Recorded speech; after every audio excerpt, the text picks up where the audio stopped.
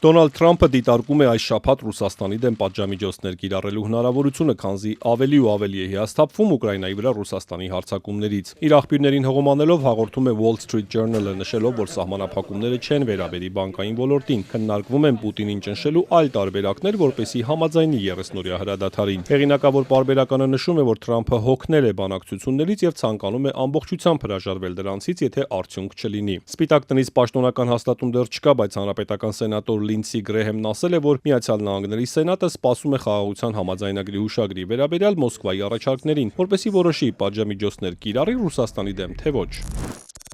Նախագահ Թրամփը Վլադիմիր Պուտինին խնդրել է տրամադրել հրադադարի պայմանների ցանկը։ Կախված Ռուսաստանի արձագանքից կհասկանանք, թե ինչ ուղեգիծ պետք է ընտրենք։ Կրեմլի խոսնակն ասել է, որ ուկրաինական խնդրի կարգավորման հարցում Միացյալ Նահանգները եւ նախագահ Թրամփը հավասարակշռված մոտեցում ունեն, իսկ Wall Street Journal-ի հրապարակումը խաղաղության բանակցությունները խափանելու արշավի մաս է։ Դմիտրի Պեսկովը նշել է, որ Ուկրաինային զենք մատակարարելով Եվրոպան անուղղակիորեն մասնակցում է Ռուսաստանի դեմ պատերազմին, ինչը չի նպաստում խաղաղության գործընթացին։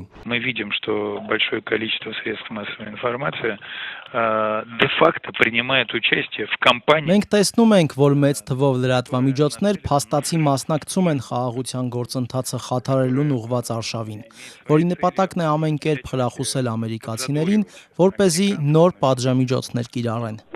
Мы это видим, это все видно невооруженным глазом. Այս ֆոնին Ուկրաինայի նախագահը հայտարարել է, որ Ռուսաստանի հարձակումներն ավելի են սաստկանում եւ ամեն ինչ վկայում է, որ Ռուսաստանը մտադիր չէ հրադադար հաստատել, հակառակը նոր հարձակումների են պատրաստվում։ Վլադիմիր Զելենսկին դժգոհել է, որ արդեն 1 շաբաթ է անցել, սակայն Մոսկվայից դեռ չեն ստացել խաղաղության համաձայնագրի հուշագրի տեքստը։ Նա նաեւ գործընկերներին կոչ է արել պատժամիջոցների միջոցով մեծացնել ճնշումը Պուտինի վրա, որպեսզի համաձայնի հրադադարին։ Путін повинен почати поважати тих, з ким говорить. Պուտինը պետք է սկսի հարգել նրանց, ում հետ բանակցում է։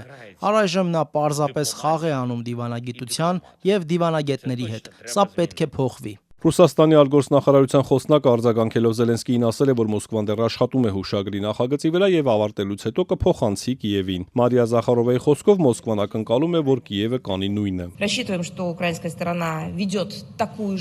Մենք ակնկալում ենք, որ ուկրաինական կողմը նույնպես աշխատանք է տանում եւ ռուսական փաստաթուղթ է ստանալուն պես իր նախագիծը կտրամադրի մեզ։ Մինչ Մոսկվան եւ Կիևը սպասում են հուշագրի նախագծին, Շվեդիան մոտ $500 միլիոն է հատկացնում Ուկրաինային, գումարը կծախսվի բանակին անօթաչուներ, արկեր, հակաօդային պաշտպանության համակարգեր եւ զրահատեխնիկա մատակարարելու համար։ Լատվիան իր հերթին եւս 1500 անօթաչու է ուղարկել Ուկրաինա։ Այս ֆոնին Եվրոպական միությունն այսօր պաշտոնապես հաստատեց իր անվտանգության գործողություններ Եվրոպայի համար ծրագիրը 150 միլիարդ եվրո բյուջեով։ Ֆինանսական այս գործիքը նախատեսում է օգնել անդամ երկրներին ավելացնելու պաշտպանական կարողությունները, նաեւ օգնել Ուկրաինային, եթե ԱՄՆ-ն դադարեցնի ռազմական աջակցությունը։ Իսկ իրադրությունը ռազմաճակատում մնում է լարված, ռուսական զինուժն անօթաչուներով հարվածել է Զապորոժիեին, Դնեպրոպետրովսկին, Սումիին, կան զոհեր եւ վիրավորներ։ Ռուսական կողմը հայտարարել է, որ եւս 1 բնակավայր է վերցրել։ Ուկրաինական զինուժը եւս հարվածել է Ռուսաստանին։ Նիժնի Նովգորոդի, Սարատովի եւ Տամբովի օդանավակայաններում ժամանակավորապես դադարեցվել են թռիչքները։